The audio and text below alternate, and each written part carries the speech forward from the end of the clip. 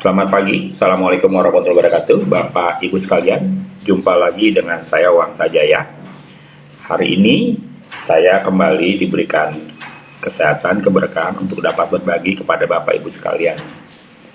Paparan yang saya berikan hari ini adalah model kisi-kisi ujian sekolah mata pelajaran Geografi tahun 2020-2021. Tentunya dalam seri kompetensi guru.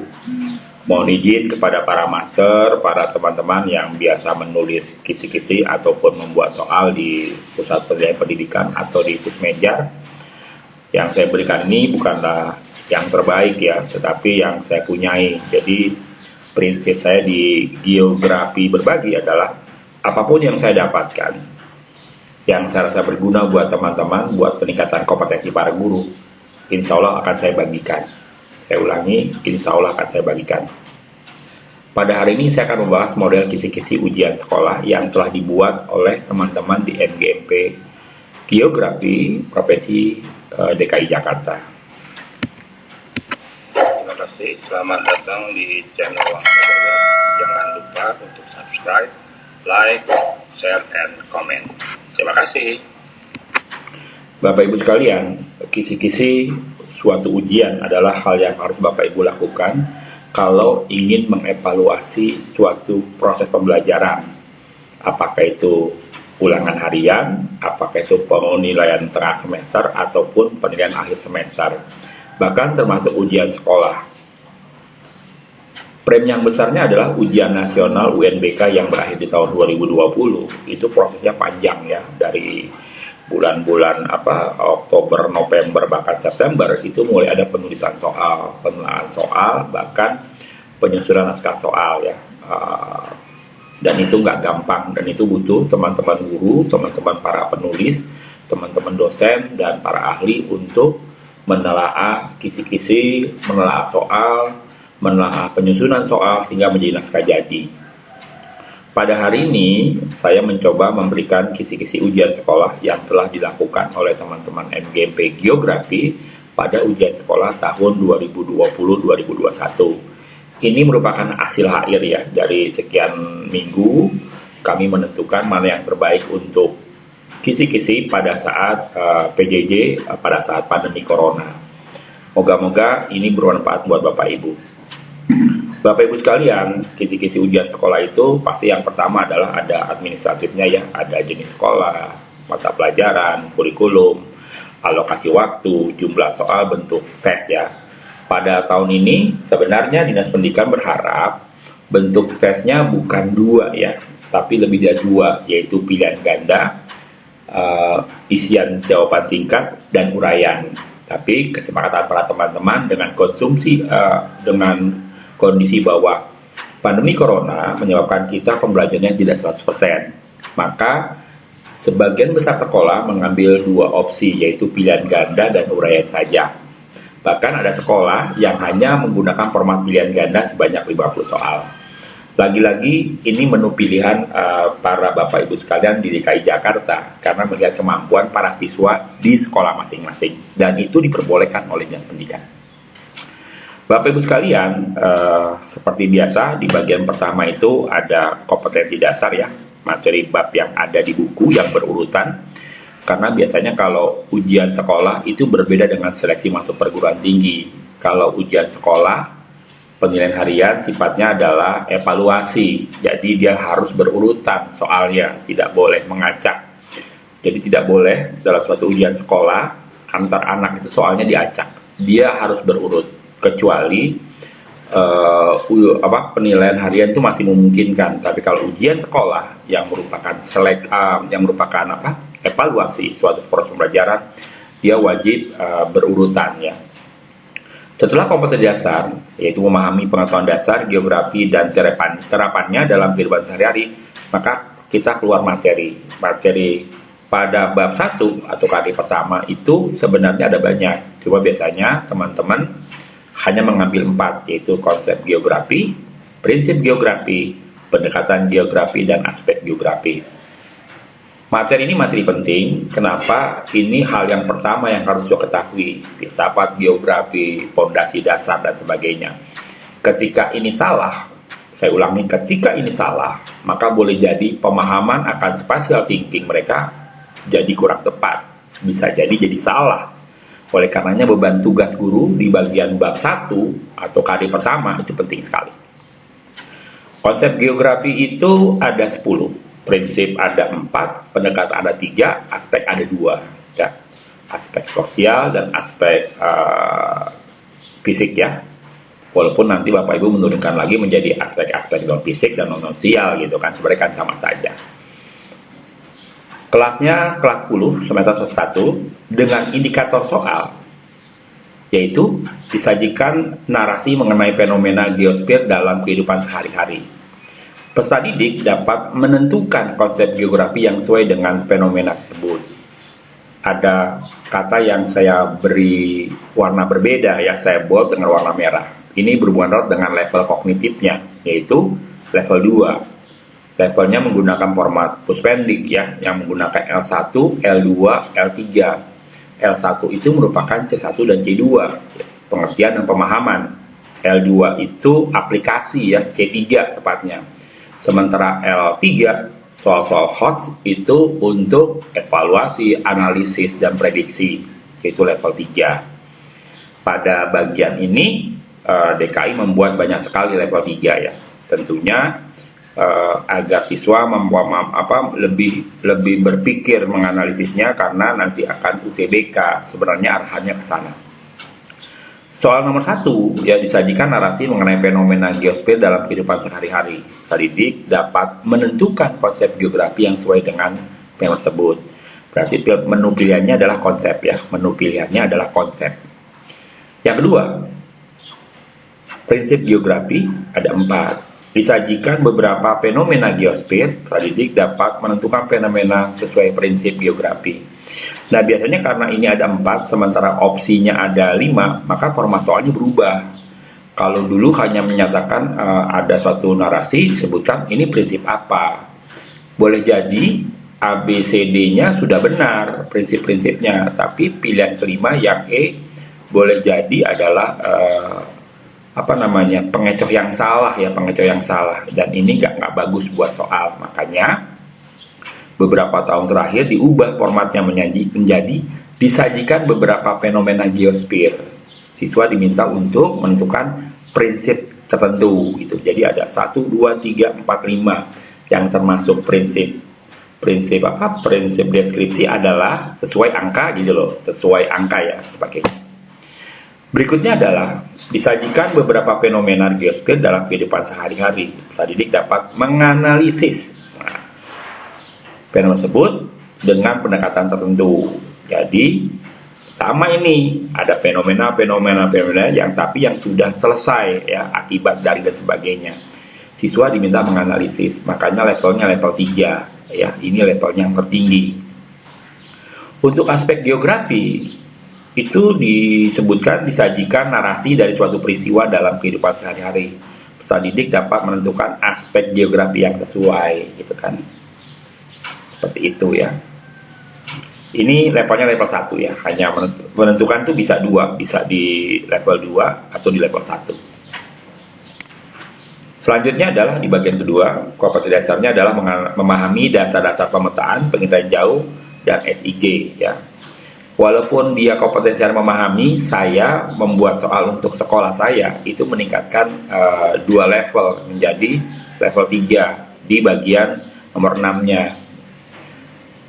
Soal nomor 5 tentang materinya unsur peta. Soal nomor 6 penginderaan jauh, dan soal nomor 7 sistem informasi geografis.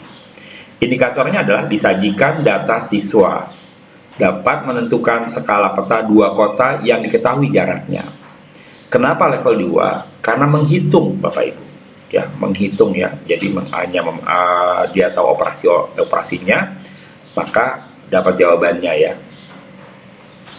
Ini hanya skala petanya saja ya, bukan ditanyakan karakteristiknya. Kalau ditanyakan karakteristiknya, maka levelnya naik menjadi level 3. Nomor 6, disajikan foto citra penginderaan jauh. Jadi dapat memprediksi dampak permasalahan di masa yang akan datang.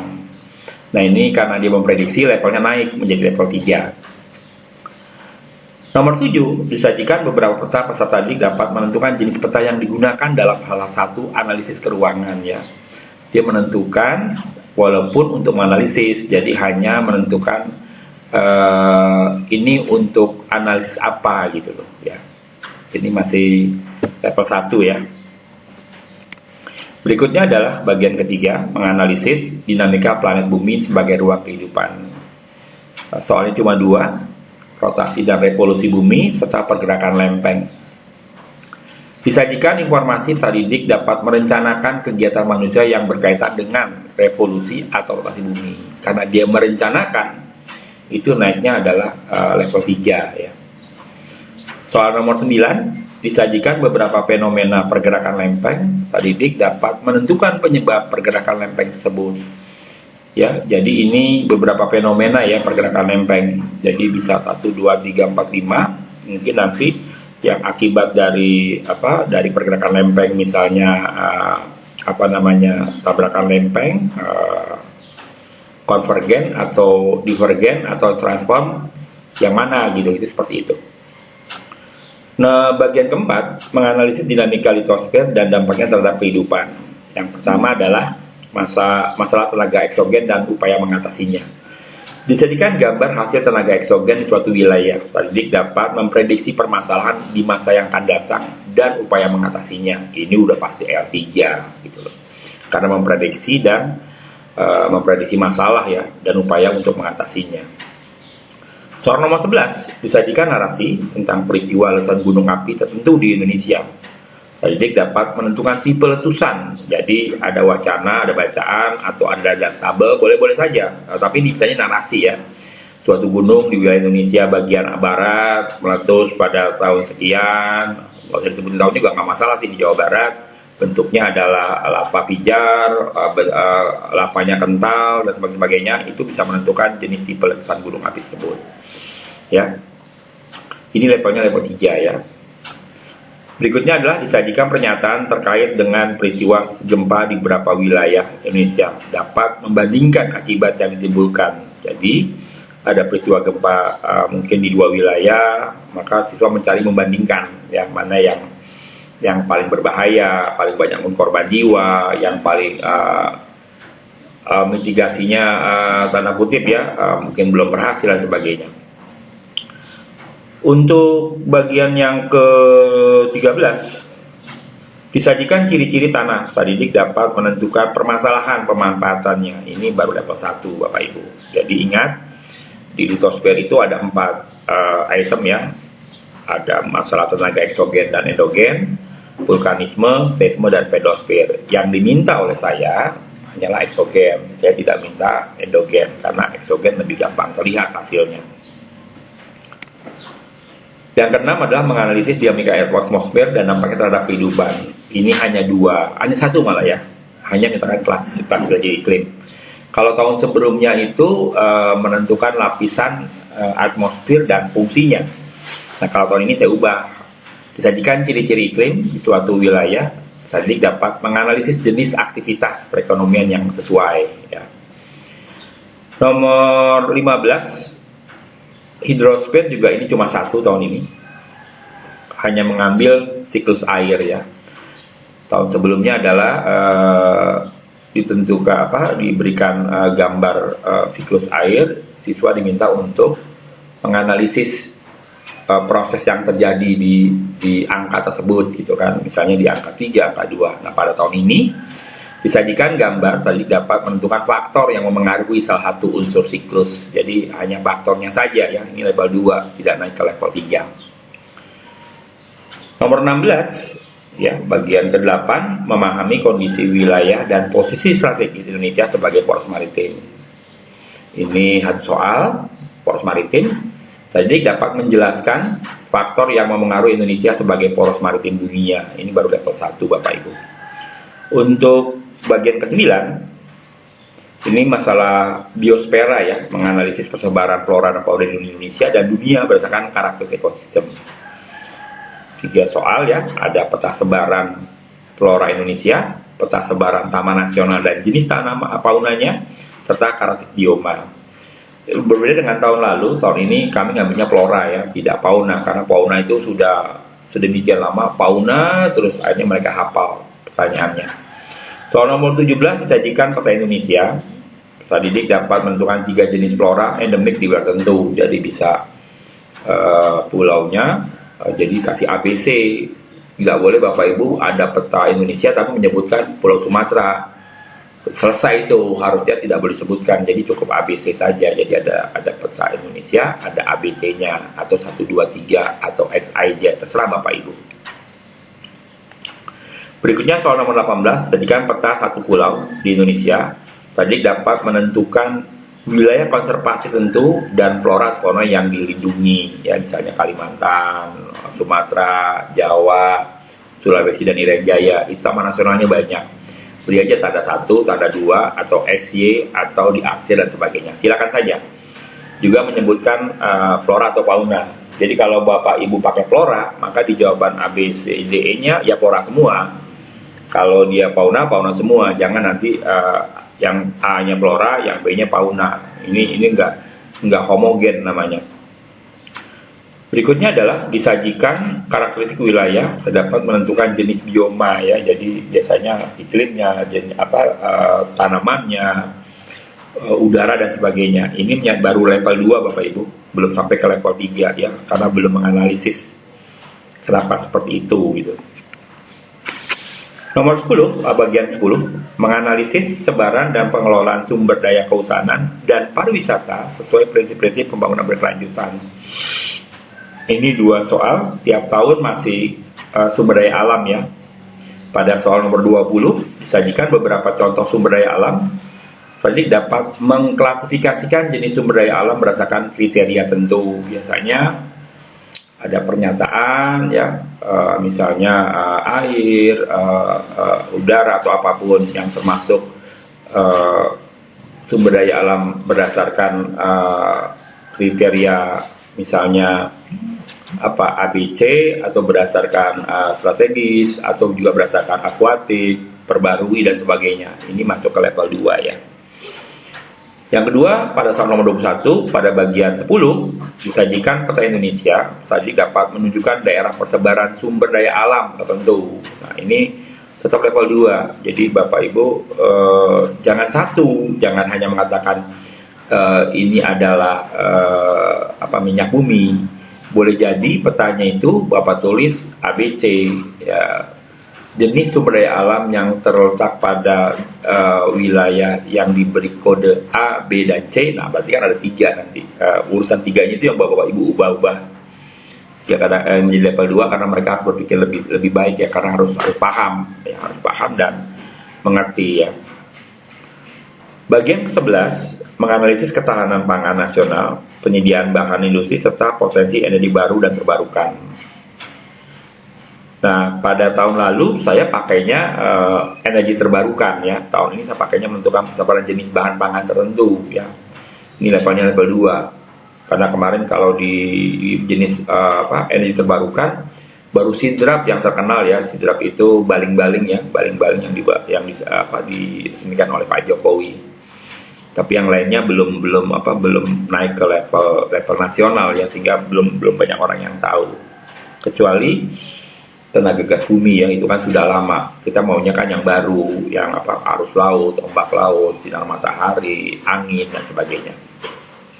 Jadi soal nomor 22 Bapak Ibu ya, hanya menyatakan persebaran jenis bahan pangan tertentu. Bagian ke-12, menganalisis keragaman budaya sebagai identitas nasional berdasarkan keunikan dan sebarannya. Materinya budaya nasional. Tadi dapat mengidentifikasi produk budaya daerah yang telah dijadikan budaya nasional ya. Bapak Ibu bisa memilih, nanti bisa kuliner, bisa pakaian, bisa jenis model rumah dan sebagainya. Ini banyak sekali ya. Berikutnya bagian ke-13, ini soalnya agak banyak, ini masalah antroposfer. Ini bagian yang enak karena kenapa? Ini real kehidupan nyata di sekeliling para siswa. Menganalisis dinamika pendudukan Indonesia untuk perencanaan pembangunan. Materinya ada 6 ya. Jenis sensus, solusi masalah pendudukan, piramida penduduk, pembangunan berdasarkan lingkungan, pembangunan berkelanjutan, sama upaya pelestarian lingkungan. Soal nomor 24. Disajikan informasi tentang aktivitas sensus penduduk. Tadi dapat menentukan jenis dan metode. Jadi ada dua ya yang diminta. Jenis dan metodenya ya. Berikutnya adalah disajikan informasi tentang masalah kependudukan di suatu wilayah. Tadi dapat menganalisis upaya untuk mengatasinya. Ini menganalisis berarti levelnya level 3 ya. Dia pakainya informasi tentang masalah kependudukan ya. Pada soal nomor 26 ini memprediksi, ini level 3. Disajikan piramida penduduk, tadi dapat memprediksi tindakan sesuai yang untuk menanggulangi permasalahan kependudukan pada tahun-tahun mendatang ya. Jadi biasanya ada piramida, ada skala usia ya, misalnya usia 0 sampai dengan 15 tahun, 5 tahun yang akan datang akan timbul masalah apa dan upaya untuk menanggulanginya. Ini levelnya level 3, soalnya soal hot ya. Setelah itu pembangunan bersama lingkungan. Disajikan sebuah kasus tentang kerusakan lingkungan. Didik dapat mengevaluasi upaya untuk mengatasi sesuai dengan konsep pembangunan bersama lingkungan. Ini levelnya level 3 ya. Berikutnya adalah soal nomor 28 tentang pembangunan berkelanjutan. Disajikan beberapa pernyataan. Didik dapat mengidentifikasi tindakan pembangunan berkelanjutan. Ini levelnya level 1 Bapak Ibu. Setelah itu disajikan gambar kerusakan lingkungan. Didik dapat menentukan upaya pelestariannya. Ini level 2 ya. Ini sampai dengan nomor 29. Selanjutnya nomor 30 bagian 14 dari kompetensi dasar yang ada, yaitu materinya mitigasi bencana. Didik dapat mengidentifikasi bencana yang paling banyak menimbulkan korban. Tahun-tahun sebelumnya, bahkan di 5 tahun terakhir biasanya hanya menyatakan tindakan yang tepat jika terjadi bla bla bla adalah gitu. Jadi misalnya Anda berada di suatu ruangan, tindakan yang padahal terjadi gempa, tindakan yang paling tepat adalah seperti itu. Satu. Yang kedua, ketika Anda naik perahu tiba-tiba ada tsunami, tindakan apa yang paling tepat menghadapi hal itu? Itu yang dulu. Nah, sekarang levelnya turun, mengidentifikasi bencana yang paling banyak menimbulkan korban ya. Nomor 31 ini menganalisis jaringan transportasi dan tata guna lahan pada peta dan atau citra. Ini sebenarnya kalau bab-bab yang lama itu di kelas 12 ya, semester 1, walaupun setelah itu pindah ke kelas 10 ya, supaya itu menjadi kelas 10. Soalnya masih bagus untuk kita pakai ya. Jadi ini mungkin tahun terakhir ya kita menggunakan format yang penginderaan SIG-nya untuk kelas 12 ya. Moga-moga di tahun depan ini sudah pindah ke kelas 10. Jadi tidak ada lompatan bab ya, kembali ke bab yang lama. Penginderaan jauh atau interpretasi citra adalah disajikan 2 foto citra penginderaan jauh daerah yang sama pada tahun yang berbeda. Tadi dapat memprediksi dampaknya di masa yang akan datang. Jadi ada 2 peta citra, tahunnya bisa 5 tahunan, itu di Google Pro ya, itu bisa ditemukan itu. Google Map tapi yang Pro ya, itu ketemu nanti. Kita membandingkan ya. Maka tahun berikutnya seperti apa nanti kejadiannya. Itu level 3 Bapak Ibu. Ini soalnya soal hot ya.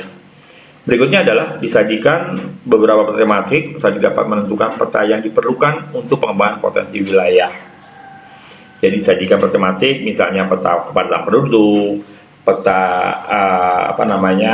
peta curah hujan, peta kemiringan lahan, peta sebaran tanaman.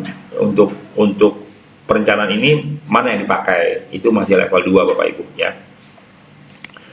Selanjutnya soal di bagian terakhir ini ada 6 ya, memahami konsep wilayah dan perwilayahan dalam perencanaan tata ruang wilayah di nasional, provinsi dan kabupaten kota. Yang pertama, pola keruangan desa kota. Disajikan gambar keruangan. Tadi dapat menentukan zona tertentu. Biasanya nanti ada yang lingkaran, ada yang ditanyakan angka 1 apa, angka 2 apa, angka 3 apa. Cuma itu aja sih, inti kota, daerah pengelaju, terus daerah wilayah penduduk dengan level yang tinggi, rendah, miskin dan sebagainya.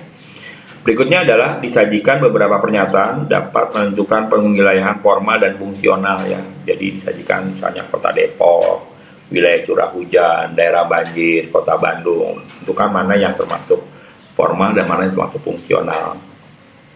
Teori grafik disajikan dua gambar jaringan jalan suatu kota dapat menyimpulkan indeks konektivitas. Ini level 3 ya. Nanti ada tiga tuh ya, ada 3 indeks ya konektivitas. Nanti ada yang administrasi, ada yang jalan, ada yang pasar ya, ada 3 itu. Seperti itu. Selanjutnya adalah faktor interaksi desa kota. Disajikan informasi peserta didik dapat menganalisis faktor-faktor yang mendukung kekuatan interaksi antar wilayah. Ini level 3. Jadi ini soalnya soal hot. Berikutnya adalah soal nomor 37. Disajikan narasi perkembangan kota, desa. Didik dapat mengevaluasi upaya untuk mengatasinya. Perkembangan kota ada masalah gitu kan. Nah, upaya mengevaluasinya kenapa nih? Upaya untuk mengatasinya dievaluasi gitu kan. Ini level 3. Selanjutnya arah perkembangan kota. Disajikan gambar arah perkembangan kota. Tadi dapat menentukan arah perkembangan yang lebih cepat dan alasannya. Ini bicara keruangan ya. Yang biasanya ada apa kayak ada gambar peta, ada panahnya ya, atau luasan yang berbeda. Bisa ditanyakan kenapa ke arah sana gitu. Yang lebih cepat makanya disebutkan yang lebih cepat ya. Walaupun kadang-kadang teman-teman mengatakan kok yang paling monyong, belum tentu juga ya, tergantung yang tidak monyong itu kalau dia industri dan pantai boleh jadi itu yang menjadi menu pilihan. Soal nomor 39 dan 40 itu tentang negara maju, negara berkembang ya. Materinya peta negara maju. Karakteristik negara maju dan berkembang.